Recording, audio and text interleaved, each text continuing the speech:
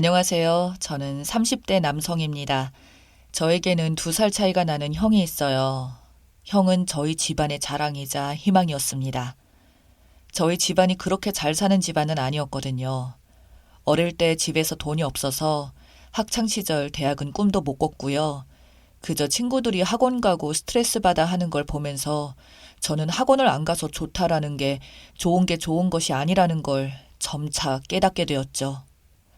어느 날 저도 남들 다 가는 학원을 가고 싶어서 학원에 보내달라고 말을 해도 엄마 아빠는 돈이 없다며 다음에, 그놈의 다음에라는 말만 들었습니다. 저희 형도 마찬가지였어요.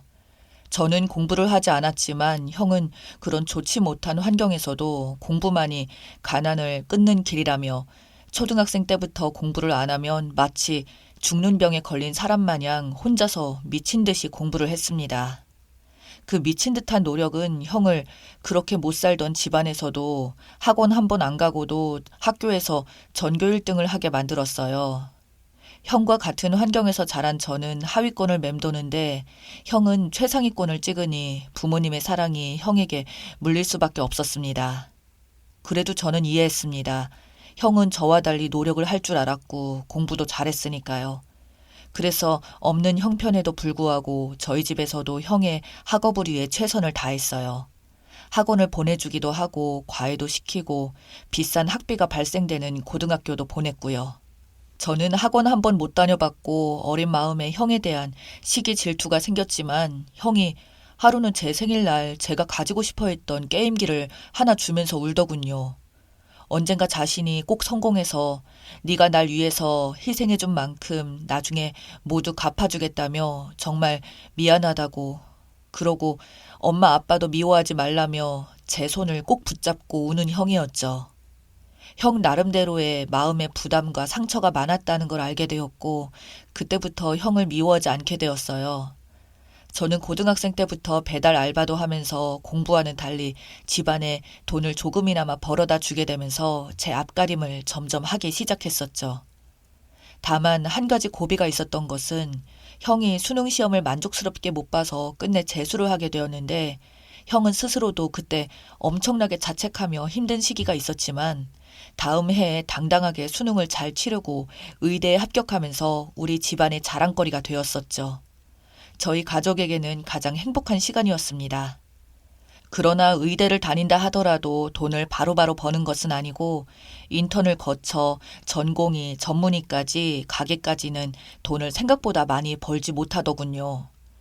의대 학비와 형의 생활비를 보태주기 위해서 저는 공장을 다니며 돈을 벌었고 부모님은 시장에 나가서 장사를 하며 돈을 계속해서 벌어야만 했습니다. 그래도 형이 나중에는 전문의가 되고 나서부터는 정말 한 푼도 남김없이 받은 월급을 집에다가 가져다 주기 시작하더군요. 우리가 이러면 넌 대체 뭐 먹고 사냐고 말을 해도 어차피 병원에 붙박이처럼 붙어있는 터라 돈 쓸 일도 없다고 그동안 우리 가족이 자기를 위해 그렇게 희생하며 살았으니 이제는 내가 우리 가족을 위해 그렇게 살아야 된다면서 정말 그 많은 돈들을 남김없이 저희 집에 가져다 주었습니다.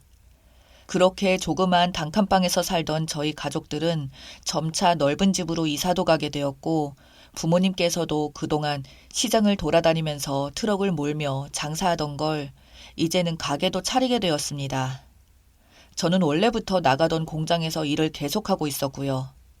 그렇게 시간이 흘러 부모님의 수익도 커지고 저도 공장에서 20살 어린 시절부터 일을 했던지라 직급이 올라가면서 월급도 많이 받게 되고 형의 수입까지 합쳐지자 정말 그동안 어려웠던 게 언제 그랬냐는 듯 한순간에 사라지면서 돈을 벌게 되었습니다.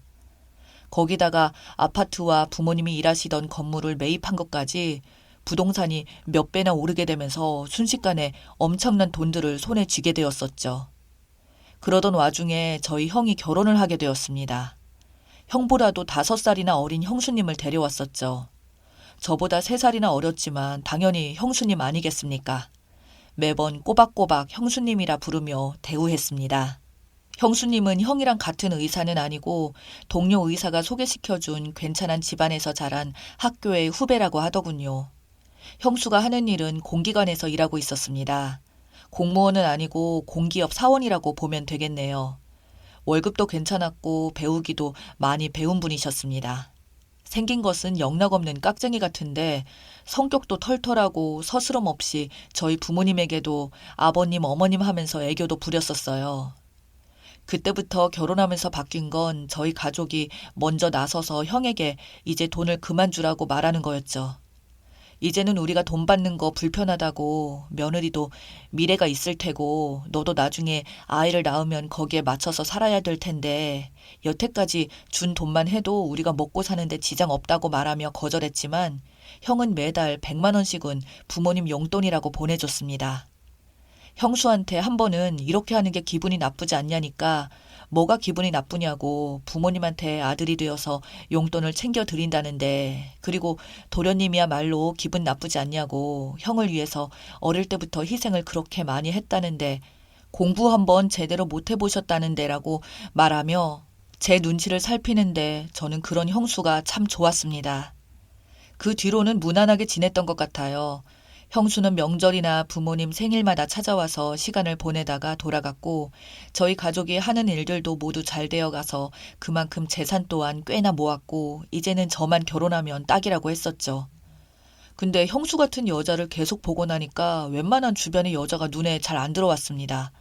이미 연애도 몇 번 해봤지만 이상하게도 계속 비교 대상이 형수님과 비교를 하게 되었고 그로 인해 잘 안 되더라고요. 그렇다고 가방끈 짧은 제가 형수만큼 능력 좋은 여자 만나는 것도 아니었습니다. 형수는 그런 제가 걱정이 되었는지 간호사도 몇 번 소개시켜주기도 했지만 그다지 마음이 가질 않더라고요. 그런 사소한 것을 제외하고 형과 형수 그리고 저와는 사이가 정말 좋았습니다. 그게 어느 정도였냐면 퇴근길에 형에게 전화가 와서 집에서 술 한잔하고 가라며 부를 정도였고 제가 초반에는 그래도 형수님이 부담되고 싫어할 거라며 꺼려하자 나중에는 형수가 먼저 전화가 와서는 오라고 할 정도였거든요. 그렇게 형수와 형 가리지 않고 우애 좋게 지낼 무렵 어느 날 큰 사건이 생기고 말았습니다. 저희 형이 갑자기 형수와 산을 갔다가 굴러 떨어져서 의식불명이 되어버린 겁니다. 갑작스런 청천벽력 같은 일이 저희 가족들 전부 다 놀라서 병원으로 달려가게 되었고 형은 큰 수술을 받았지만 끝내 식물인간 판정을 받게 되었습니다. 그때부터 정말 남부럼 없이 행복하게 하루하루를 보내왔던 집안이 순식간에 천국에서 지옥으로 바뀐 것만 같았습니다. 저희 부모님은 쌍심지를 키고 그토록 아껴했던 며느리를 쥐잡듯이 잡기 시작하는 겁니다.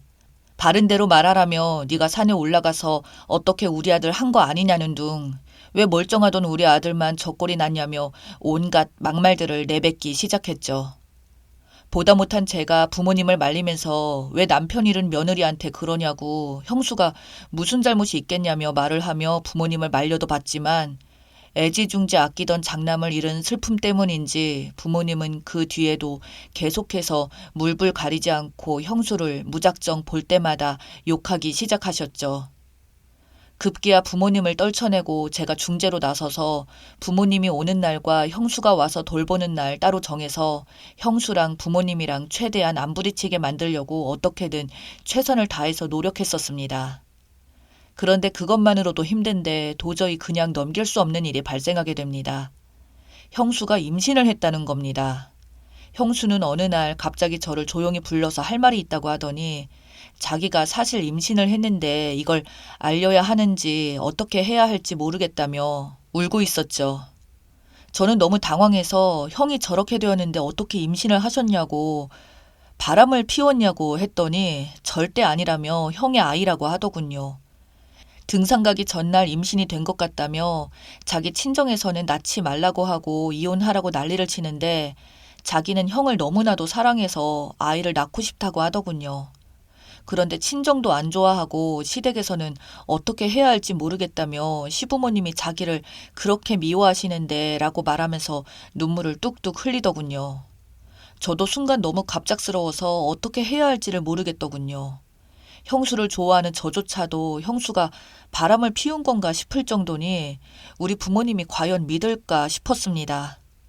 그래도 알리기는 해야 되는 부분이라 어쩔 수 없이 제가 부모님께 말을 하자 부모님들은 바로 형수를 부르더니 저희 엄마가 형수의 머리를 후려치며 이 못된 년이라며 남편 저렇게 만들어 놓고 식물인간 되어서 누워있는데 어디서 바람을 피우고 왔냐며 욕을 하는 걸 볼 수밖에 없었습니다. 저는 그래서 울고 있는 형수에게 다가가 아무래도 아이는 힘들겠다고, 시기가 시기인 만큼 다들 오해하기도 쉽고 또 낳는다고 해도 형수 혼자 어떻게 키우겠냐고, 정말 어쩔 수 없지만 친정 부모님 말씀대로 이혼하시고 그냥 새롭게 살라고 말하자 형수는 눈물을 흘리고 아무 말도 없이 집으로 그냥 돌아가더군요. 그 이후로 형수는 저희 부모님께 독한 말들을 들으면서도 꿋꿋이 형의 옆자리를 지켰습니다. 결국 형수는 배가 불러왔고 아이가 출산할 때까지도 형의 옆자리를 지키며 온갖 욕설들을 들으며 버티더군요. 정말 제 입에 담기도 민망할 정도의 그런 최악의 욕설들도 많았었습니다.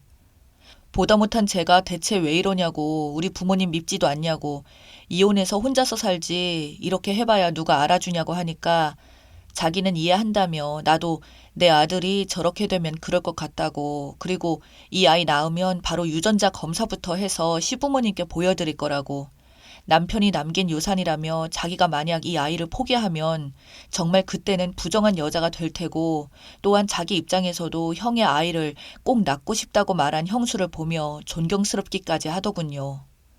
결국 형수는 아무도 축하해주지 못하는 채로 아이를 낳았습니다.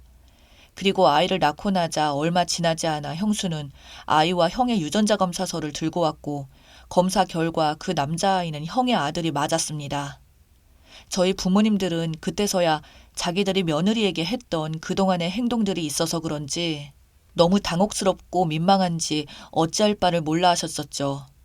차마 제 입으로 말하기 민망할 정도의 욕설들을 형수에게 계속 퍼부었었으니까요.